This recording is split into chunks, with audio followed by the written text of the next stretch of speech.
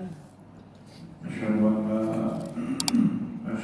لا إله إلا الله وحده لا شريك له وأشهد أن محمدا عبده ورسوله صادق البرهان اللهم صل وسلم على رسولك الكريم محمد صلى الله عليه وسلم وعلى آله وأصحابه ومن تبعه بإحسان إلى يوم الدين ثم أما بعد. Puji dan syukur senantiasa dan tidak pernah bosan-bosannya kita panjatkan kehadirat Sang Maha Pencipta Allah Subhanahu wa Ta'ala, yang mana dengan limpahan karunia-Nya, rahmat-Nya, hidayah-Nya, serta anugerah-Nya kepada kita semua, kita kembali masih diberi kesempatan, kesehatan, dan usia panjang oleh Allah untuk sama-sama dan senantiasa mengabdikan diri kita di jalan-Nya dengan menjalankan segala perintah-Nya dan menjauhi semua larangan-Nya. Salawat dan salam juga tidak pernah lupa pula kita haturkan kepada junjungan alam Nabi besar Muhammad sallallahu alaihi wasallam, di mana beliau telah bersabda dalam sebuah hadisnya, "Man salaka tariqan yaltamisu fihi ilman sahalallahu lahu bihi tariqan ilal jannah." Barang siapa yang meniti jalan untuk menuntut ilmu agama Allah, maka niscaya Allah Subhanahu wa Ta'ala mudahkan baginya jalan menuju ke surga Allah. Bapak Ibu kaum muslimin dan muslimat, jamaah sholat subuh yang diberkati oleh Allah, mari pada kesempatan subuh yang penuh dengan keberkahan ini, sambil kembali kita niat iktikaf di rumah Allah, mari sama-sama kita kembali melanjutkan pengajian kita dengan kitab Al-Muqaddimah karya Imam Ibnu Khaldun rahimahullahu ta'ala anhu. Dan insyaallah pada kesempatan malam ini kita kembali akan melanjutkan bacaan kita, di mana pada pertemuan yang terakhir kita sudah menyampaikan bahwasanya para ulama, orang-orang soleh, tujuan daripada mereka melakukan ibadah dan takarub kepada Allah hanya satu, untuk membuat mereka makin dekat dengan Allah dan tidak ada niat yang lain di balik itu. Fahum yaqsuduna biwijhatihim al-ma'budu la li syai'in siwahu. Satu-satunya tujuan mereka mengamalkan ini itu hanya untuk zat yang mereka sembah, la li syai'in siwahu, dan tidak ada niat di balik itu semua. Maka mukjizat yang mereka peroleh ataupun karomah bagi yang selain Nabi itu al-irdu wa ghairu maqsudin lahum, sifatnya datang belakangan dan itu bukanlah tujuan dari ibadah itu sendiri dilakukan. Dan kita juga pada pertemuan yang lalu sudah menjelaskan wa katsirun minhum yafirru minhum idza aradalahu wa la yaqulu bihi. Kebanyakan orang-orang soleh, terutama orang-orang soleh terdahulu, Bapak Ibu, mereka menghindar dari karomah yang Allah Subhanahu wa Ta'ala berikan kepada mereka.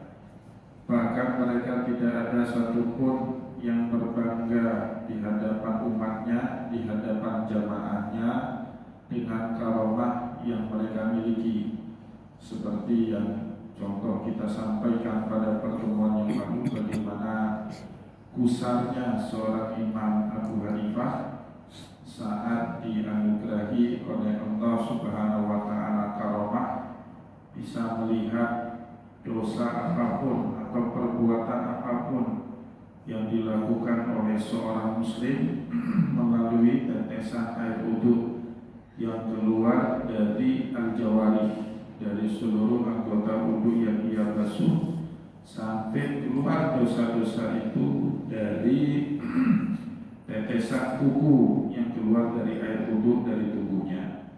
Maka seperti yang kita ceritakan pada pertemuan yang lalu, Imam Abu Hanifah saat melihat seorang anak muda berwudhu dengan bak air dan tetesan dosanya itu jatuh ke dalam bak air, padahal Rasulullah SAW sebelumnya sudah bersabda dalam satu hadis, "Idza kana ma'u kullatain la yahmiluhul khabas." Air itu kalau volumenya lebih daripada 2 kula atau 270 liter, maka dia tidak dapat terkontaminasi dengan najis apapun, meskipun berupa rasa, warna dan baunya, tetap airnya itu thahir wa mutahhirun, suci dan menyucikan.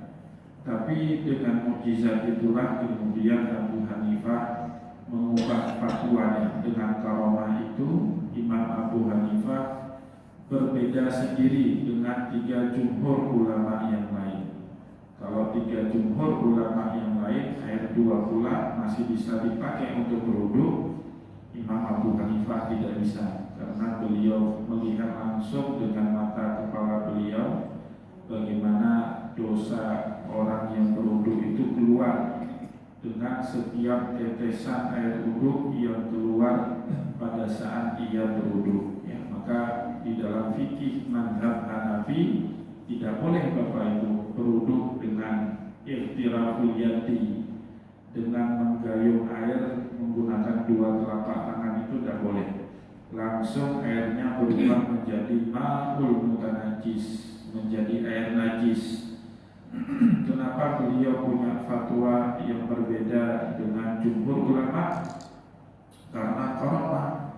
Karena Imam Abu Hanifah punya karomah yang tidak dapat dilihat oleh tiga ulama mazhab yang lainnya. Nah, maka oleh sebab itu menjadi salah satu contoh bagaimana ulama dulu itu lari. Wa katsirun minhum yafirru minhu idza aradalahu. Mereka lari dari karomah yang Allah Subhanahu wa taala anugerahkan kepada mereka. Mereka tidak mau dengan karomah itu membuat mereka menjauh dari Allah. Dengan karomah itu membuat mereka su'udzan dengan sesama manusia. Ya, dengan karomah itu Imam Abu Hanifah bahkan khawatir kalau dirinya tidak bisa menjaga aib sesama muslim.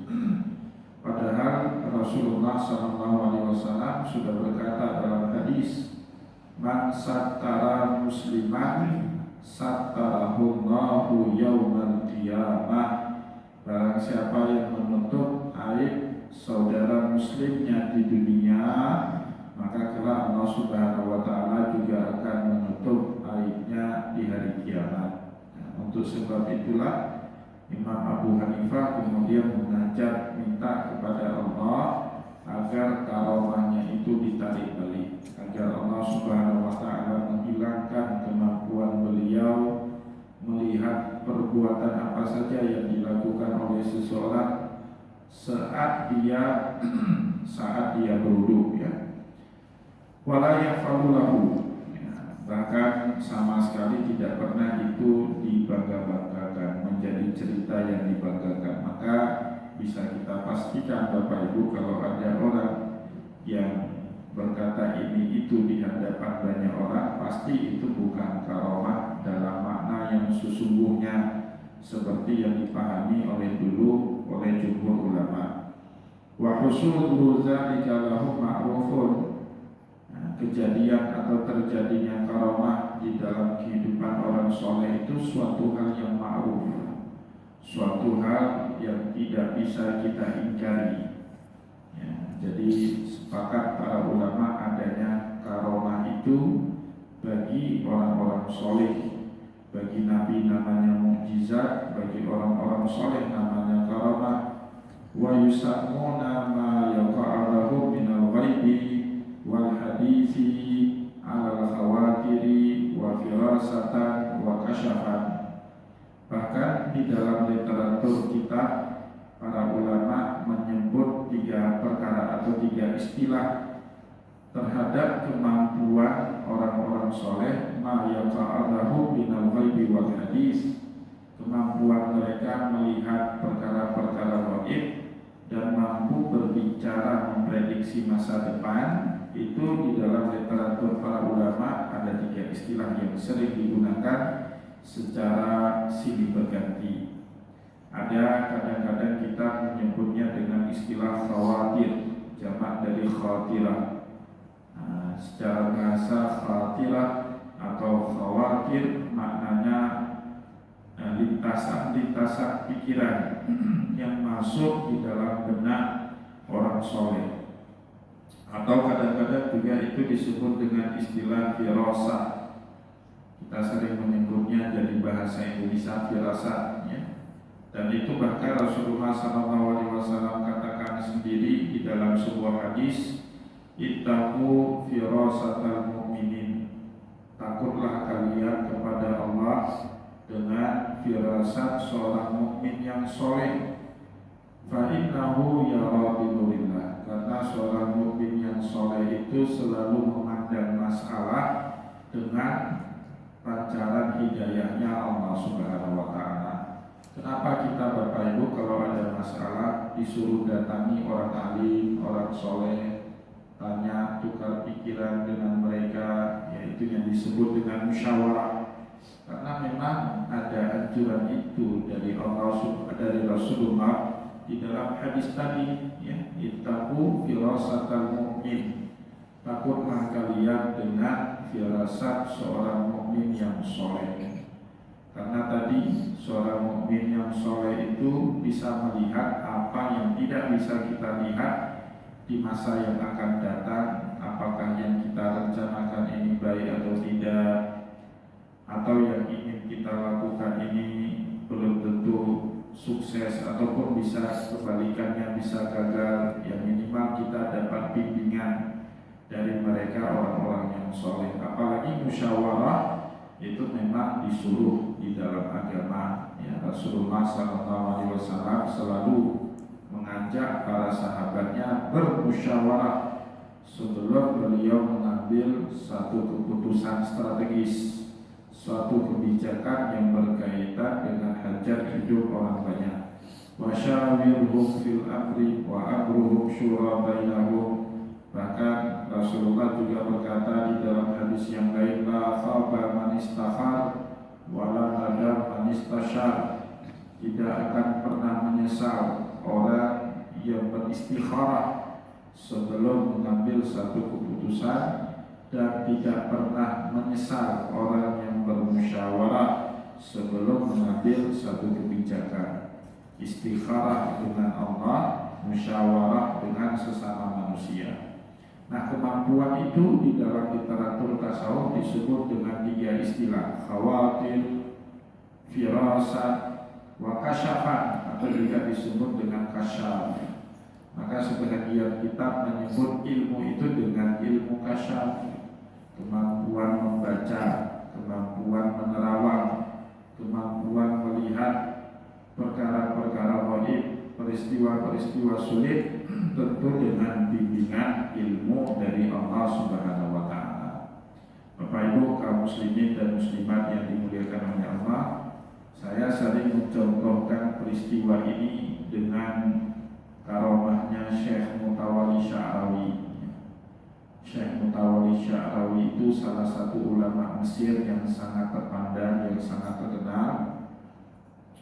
Bahkan pernah menjadi menteri, Menteri Waziratul Awqaf di Mesir tahun 90-an awal, karena beliau wafat tahun 96, karena penyakit jantung yang ia derita. Kalau di Mesir, Kementerian Wakaf itu pasti ulama Bapak Ibu, benar-benar ulama. Kalau di kita Kementerian Agama belum tentu ulama, ya. pensiunan jenderal boleh juga di situ, politikus bisa juga di situ. Hancurlah sehancur-hancurnya Kementerian Agama itu ya. Kalau di Mesir kementerian yang paling di bawah itu Kementerian Wakaf, tidak berani digugat sama presiden itu. Kenapa? Karena pejabatnya lebih besar daripada jabatannya.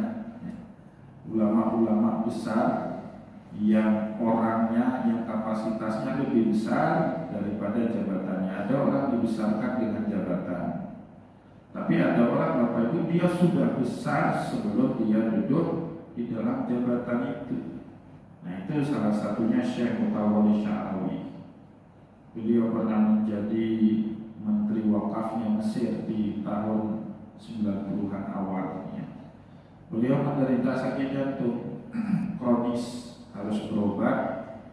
Bahkan karena beliau pejabat pada saat itu dikirim sama pemerintah Mesir ke Jerman untuk operasi bypass jantung ya, karena tahun-tahun itu Bapak Ibu belum semua negara punya ahli bedah jantung ya. Kalau sekarang bypass itu bukan lagi hal yang menakutkan, meskipun masih barang mewah. Operasi bypass itu ratusan juta ya, masih barang mewah. Tapi hampir semua negara sekarang sudah punya dokter spesialis bedah jantung bypass.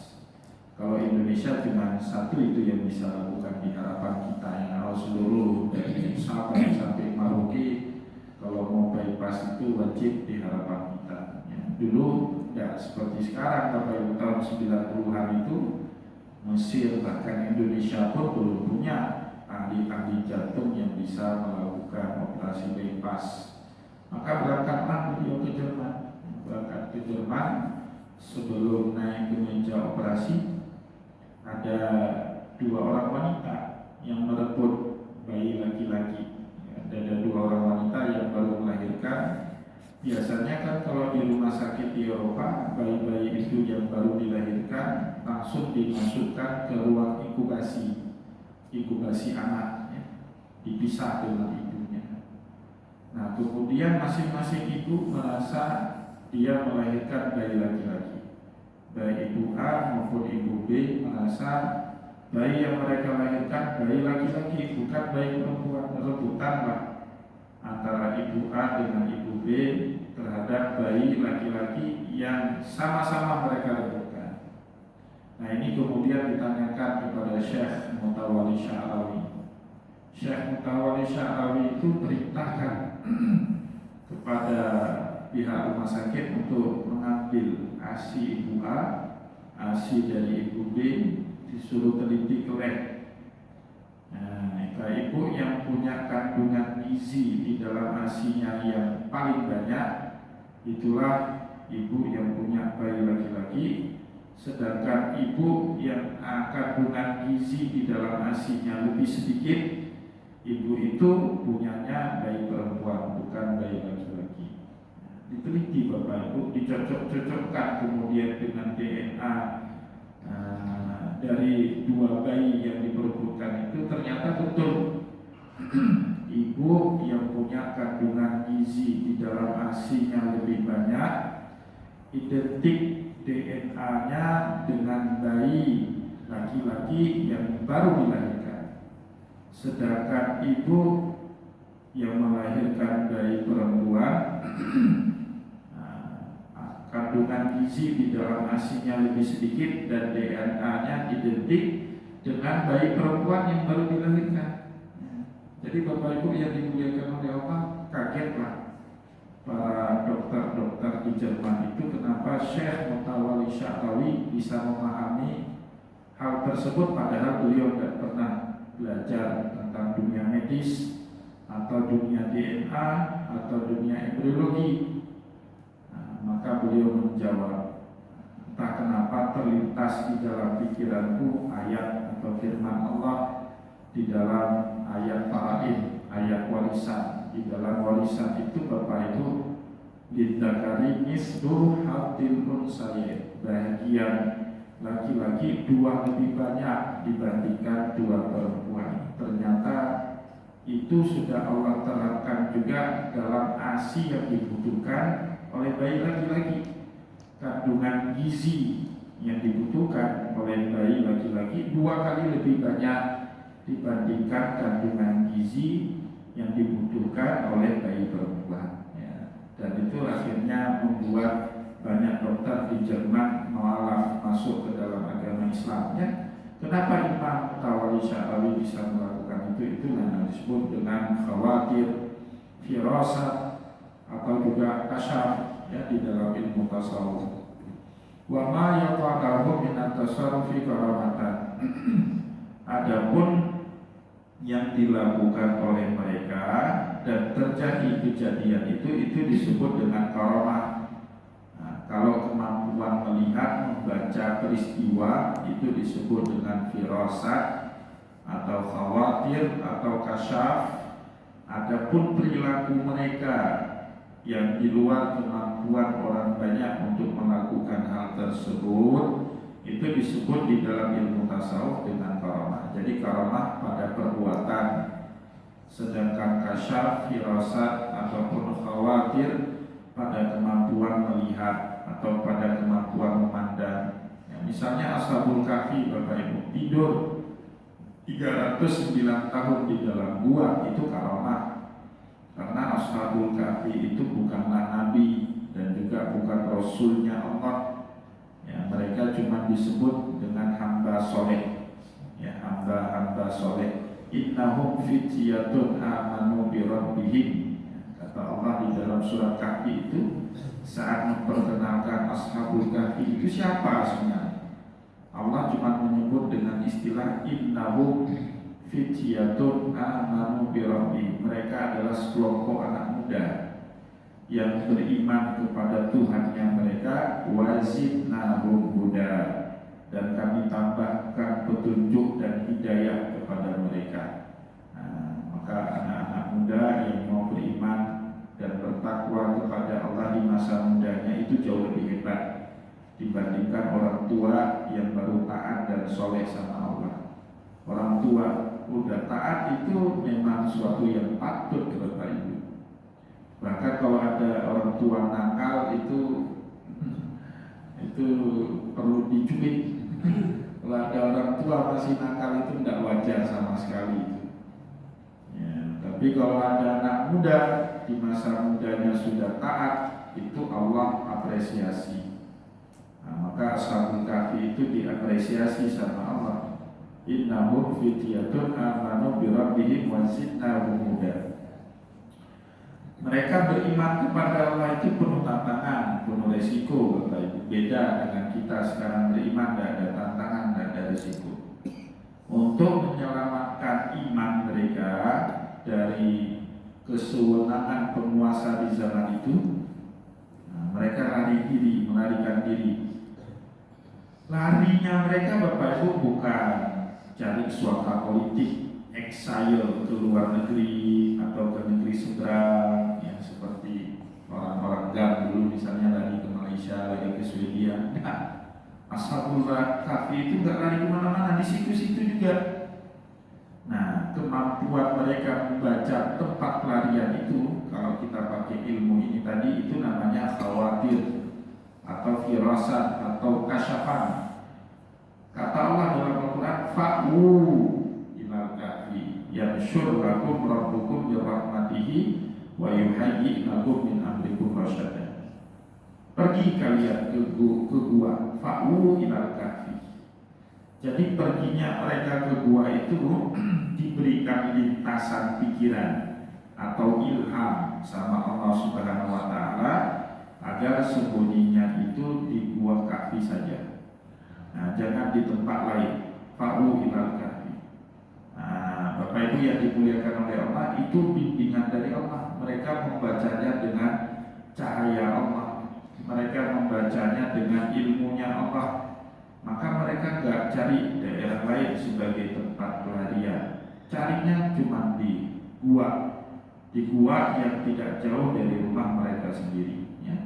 Tetapi apa yang terjadi dalam perbuatan mereka kemudian di dalam gua itu namanya karamah. Ya. Fa'u Iqra'u ilal kafi yansyur lakum rabbukum min rahmatihi wa yuhayyi lakum min amrikum mirfaqa.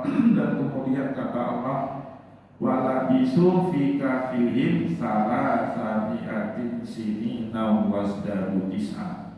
Tidur di dalam gua itu selama 309 tahun. Itu karomah, kemampuan membaca tempat melarikan dirinya di dalam gua, itu disebut dengan khawatir atau firasah atau juga kasfan. Adapun perlakuan Allah terhadap mereka di dalam gua itu sehingga tidur nyenyak selama 300 tahun, 309 tahun, itu disebut dengan karamah. Wa tahsabuhum aiqatan wa hum rukun. Setiap kali ada orang masuk itu ditunggui gua itu, Pak, sampai yang nunggunya itu mati. Setiap kali masuk tahsabuhum aiqatan, kita menduga mereka seperti orang yang sadar. Wa hum rukun, padahal mereka tidur. Wa nuqallibuhum datal yamini wa datal shimal, dibolak-balikan ke kanan ke kiri, ya. Wa kalbuhum basitun fi ra'ahi bil wasit.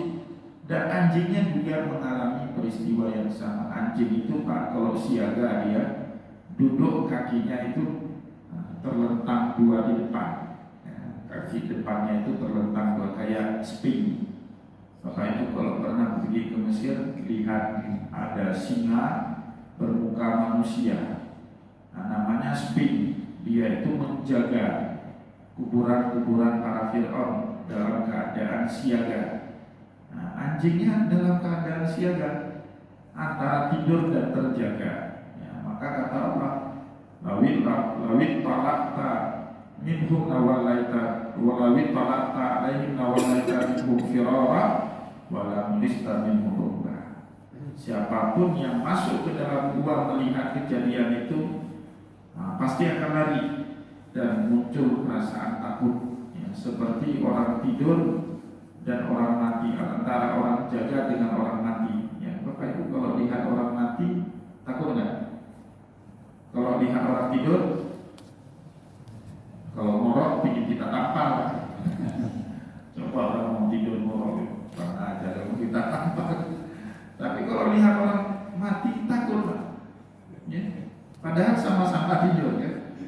Orang tidur sama-sama nggak sadar, orang mati juga nggak sadar. Tapi kalau orang tidur kita nggak takut, tapi lihat orang mati kita takut lari. Maka kata Allah di dalam ayat tadi, lawit talaqta alaihim lawallaita minhum firara. Siapapun yang melihat peristiwa seperti itu, lihat kayak orang mati tapi masih bolak-balik, anjingnya siaga penuh di depan tapi nggak bergerak, matanya melotot, itu kan seram itu pemandangan. Maka siapapun yang berani masuk ke situ pasti akan lari. Walamuli tamin hurubba, ditanamkan rasa takut sama Allah Subhanahu wa Ta'ala. Itu karamahnya Ashabul Kahfi, Bapak Ibu. Disabled sleeper, yang disebut juga dengan 7 orang yang tidur di dalam gua, ya. Walaisa syai'un min dzalika binakirin fi haqqihim, dan tidak ada yang mengingkari ini satupun dari kalangan orang yang beriman, ya, tentang kemampuan karamah, membaca peristiwa-peristiwa gaib. Itu tidak ada ulama yang mengingkarinya, kecuali kata Imam Ibnu Khaldun waqad dhahaba ila ingkarihi. Ya, ada beberapa atau segelintir lebih tepatnya, ya, ada segelintir ulama yang mengingkari adanya karamah ataupun firasat bagi orang-orang soleh, seperti diantaranya Al-Ustaz Abu Ishaq Al-Isfarayaini wa Abu Muhammad bin Abi Zaidin Al-Maliki. Dua orang ulama ini mengingkari adanya karamah bagi selain Nabi ataupun Rasul, firaran minal tibasil mu'jizati bi ghairiha, untuk menghindari ketidakmurnian mukjizat dengan selain daripada mukjizat. Jadi mereka menganggap kalau ada karamah bagi selain Nabi, maka apa bedanya Nabi dengan selain Nabi? Padahal Nabi itu dibekali dengan mukjizat. Kalau seperti itu mukjizat tidak ada yang istimewa. Bapak Ibu yang dimuliakan oleh Allah, itu argumentasi sebagian ulama. Tapi itu tidak menafikan, ya, tidak menafikan dan tidak menandingi, apalagi menyaingi yang namanya mukjizat. Ya, kita nggak boleh menghadap-hadapkan itu sebagai persaingan antara orang soleh yang tak bisa bacaannya seperti itu cara baca yang tidak produktif. Bapak Ibu kerja urus masjid misalnya, kemudian ada orang yang mau bantu kita, itu bukan saingan kita itu ya. Atau kita bangun masjid, masjidnya makmur, ya, makmur, sedekahnya banyak, jamaahnya hidup, pengajiannya rutin, ya. Ada di kampung sebelah masjid juga bangun, nah, dan mereka belajar sama kita. Bapak Ibu jangan membaca itu saingan berguru jamaah saya. Itu orang picik, itu orang yang punya cara pandang seperti itu. Tapi banyak kita memandangnya seperti itu, Pak. Heran saya. Beberapa hari lalu saya diundang itu di Badan Anggaran DPRK Banda Aceh ngomong tentang zakat, infak, sedekah. Bahkan ada anggota dewan yang bilang pembentukan Baitul Mal Gabung itu kan pesaing Baitul Mal Kota Banda Aceh. Saya bilang, gimana yang namanya saingan? Dalam kanun struktur Baitul Mal Kota Banda Aceh itu terdiri Baitul Mal Kota Banda Aceh, Baitul Mal Kampung. Saya bilang, bapak-bapak anggota Dewan DPRK ini kan punya staf di DPRK. Apakah staf bapak itu saingan bapak? Kan bodoh itu DPRK. Tapi cara pandangnya masih seperti itu. Ya, misalnya ada Pak Kapolres punya stafnya apa saingan beliau itu? Kan enggak, partner gitu kan? Ya, cara pandangnya bukan saingan. Nah, dianggap lagi kemudian lembaga-lembaga swasta itu sebagai saingan. Rumah zakat, dompet, bukan saingan itu, Pak. Dalam tujuan kebaikan tidak ada yang namanya saingan. Itu partner, tempat kita bersinergi. Cuman nanti saling menguatkan dengan data aja. Oh, di sana terkumpul zakat misalnya 700 juta, di sini 8 miliar gabung. Nah, itulah menjadi akumulasi zakat di Kota Banda Aceh, kan gitu caranya. Jadi orang kita itu memahami kalau ada orang bantu mesti wajib jadi saingan. Berat seperti itu Bapak Ibu ya.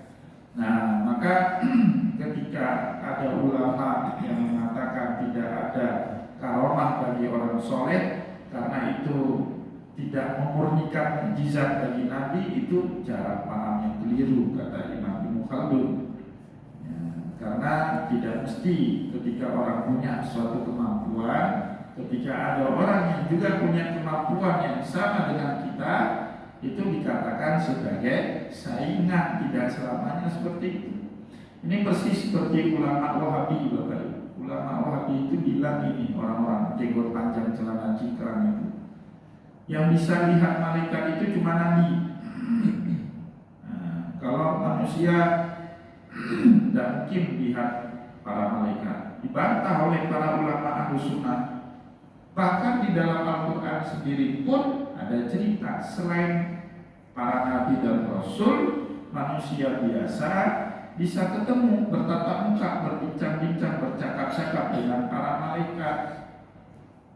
Maka Imam As-Suyuti mengarang kitab, Bapak Ibu, judul kitabnya Tanwirul Halaki fi Jawazi Ru'yatin Nabi wal Malaki. Pencerahan kepada orang-orang binasa. Jadi orang-orang yang tidak percaya kita ini bisa melihat para malaikat, itu dianggap oleh Imam Suyuti sebagai orang binasa. Fi Jawazi Ru'yatin Nabi wal Malaki. Kita ini bisa bertemu dengan ruhnya para nabi dan juga para malaikat. Ceritanya bahkan dalam Al-Quran, Maryam itu siapa? Nabi? Rasul? Bukan. Beliau cuma ibunya seorang nabi, ibunya Isa alaihi salam. Tapi dalam Al-Quran Allah cerita, fa'arsalna ilaiha ruhana fatamassala laha basyaran sawiyya. Kami kirim Jibril menjumpai Maryam, bertajasub dalam bentuk atau menjelmakan dirinya dalam bentuk manusia yang rupawan. Maryam takutnya setengah mati. Qalat inni a'udzubika min rahmani in kunta taqiyya. Saya berlindung kepada Allah jika kamu termasuk orang-orang yang bertakwa. Nah, di situ Jibril memperkenalkan dirinya. Qala innama ana rasulur rabbiki bi ahadilaki ghulaman zakiyya. Saya ini bukan orang jahat. Saya ini utusan Tuhanmu kepadamu untuk mengkabarkan kamu akan segera punya anak yang soleh dan cerdas. Ya. Bapak Ibu yang dimuliakan oleh Allah, itu contoh manusia biasa, bukan nabi, bukan rasul, tapi bisa berjumpa, bertemu dengan malaikat. Begitu juga kalau kita baca dalam hadis, lebih banyak lagi ceritanya. Bahkan di dalam Sahih Muslim itu ada satu hadis yang dikenal dengan nama Hadisul Jibril. Hadis Jibril, karena di dalam hadis itu panjang sekali percakapan antara Nabi dan malaikat Jibril yang disaksikan oleh banyak sahabat Nabi. Perawi hadisnya Umar bin Khattab. Beliau cerita kepada kita, bainama nahnu julusun inda Rasulillah sallallahu alaihi wasallam, suatu hari saat kami sedang duduk bersama dengan Nabi, iftala'a alaina rajulun syadidu bayadus thiyabi, tiba-tiba datang seorang laki-laki gagah, ganteng, syadidu abyadus thiyabi, pakaiannya putih bersih, syadidu sawadu sya'ri, rambutnya hitam pekat, la yura alaihi min atharis safar wa la ya'rifuhu ahadun minna, tidak nampak bekas perjalanan jauh. Orang Arab kalau perjalanan jauh, Bapak Ibu nampak bekas-bekasnya, ya, debu, lengket di badan, lengket di rambut. Tapi tidak ada satupun sahabat Nabi di kota Madinah yang mengenali orang ini. Ini orang asing. Gak pernah kami lihat ini orang di kota Madinah. Dan juga tidak nampak orang yang baru sampai dari perjalanan jauh, bajunya putih bersih, rambutnya hitam pekat. Hatta jalasa ila Rasulillah, kemudian tiba-tiba aja merengsek masuk terus dia di nggak peduli kanan kiri, masuk terus duduk dekat dengan Nabi. Fa'asnada rukbatayhi ila rukbatayhi, dia mendekatkan lututnya dengan lutut Nabi dan bertanya macam-macam. Ma huwal Islam? Rasulullah jawab dengan rukun Islam yang 5. Yang aneh lagi, fa'ajibna lahu yas'aluhu wa yusaddiquhu. Kami takjub sama orang ini, dia tanya dan dia benarkan jawab setiap jawaban Nabi. Singkat cerita, Bapak itu setelah peristiwa itu falabistu maliyan, kata Umar. Beberapa hari berlangsung setelah itu, Rasulullah kemudian nanya kepada Umar, ya Umar, atadri man Israil, kau tahu nggak siapa kemarin yang datang nanya apa itu Islam, apa itu iman, apa itu ihsan, apa tanda-tandanya kiamat kepada saya? Apa itu? Saya tidak tahu. Allah wa Rasulullah, hanya Allah dan Rasulnya saja yang tahu siapa itu. Nah, Rasulullah SAW kemudian beritahu, fa innahu Jibril, yang datang kemarin itu malaikat Jibril. Atakum yu'allimakum dinakum, dia datang mengajari kita agama kita. Berarti kan para sahabat semua lihat itu tentang peristiwa itu. Bahkan belakangan para sahabat mencoba cari tahu Jibril ini kalau menjelma dirinya itu bentuknya seperti apa. Ada satu sahabat muncul di dalam banyak sekali riwayat hadis, rupanya mirip betul dengan Jibril. Namanya Dihyatul Kalbi. Jibril itu kalau sudah bertajasud menjelma dirinya itu mirip dengan seorang sahabat Nabi namanya Dihya Al-Kalbi, mirip betul. Nah, jadi Bapak Ibu, dengan berbagai fakta dalam hadis dan ayat Al-Quran itu, kemudian para ulama bilang tidak mesti karena Nabi itu menerima wahyu selalu bersama dengan Jibril, tidak mesti Jibril itu cuma ketemu dengan Nabi saja. Manusia lain pun selain Nabi bisa juga punya kemungkinan bertemu dengan Jibril. Yang sudah pasti Pak, kita semua ini akan ketemu dengan Israel. Itu ya sudah. Cuma kapannya jangan tanya sama saya, itu pasti akan ketemu dengan malaikat Israel suatu hari nanti, gitu ya. Nah, kalau malaikat Jibril belum tentu ya, boleh jadi iya, boleh jadi enggak, ya kan? Tapi kalau Israel, insya Allah semua kita akan ketemu dengan malaikat itu. Bapak Ibu kaum muslimin dan muslimat jamaah pengajian yang dimuliakan oleh Allah. Nah, jadi itu disanggah oleh Imam Ibnu Khaldun ya. Tidak mesti karena kita khawatir tidak murni lagi mukjizat, kita ingkari adanya kemampuan karomah pada orang-orang soleh. Karena fakta menunjukkan banyak sekali kemampuan karomah itu Allah berikan kepada orang-orang yang soleh ya. Jadi ada kitab itu dikarang oleh Imam Yusuf An-Nabhani, judulnya Al-Jami' Karamatil Auliya, ensiklopedi tentang karomah-karomahnya para wali.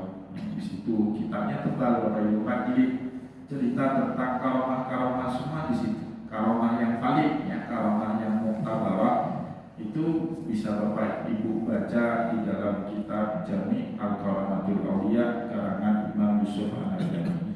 Insyaallah akan kita lanjutkan kembali bacaan kita ini pada pertemuan yang akan datang. Semoga apa yang telah kita sampaikan pada kesempatan subuh ini bermanfaat ya, kepada kita semua. Insyaallah pada pertemuan yang akan datang kita akan baca kembali ya, riwayat-riwayat dari para ulama tentang karomah dan kemampuan orang-orang soleh terdahulu di dalam membaca peristiwa-peristiwa yang terjadi di zaman mereka itu. Semoga Bapak Ibu yang dimuliakan oleh Allah, apa yang telah kita sampaikan pada kesempatan subuh ini bermanfaat kepada kita semua.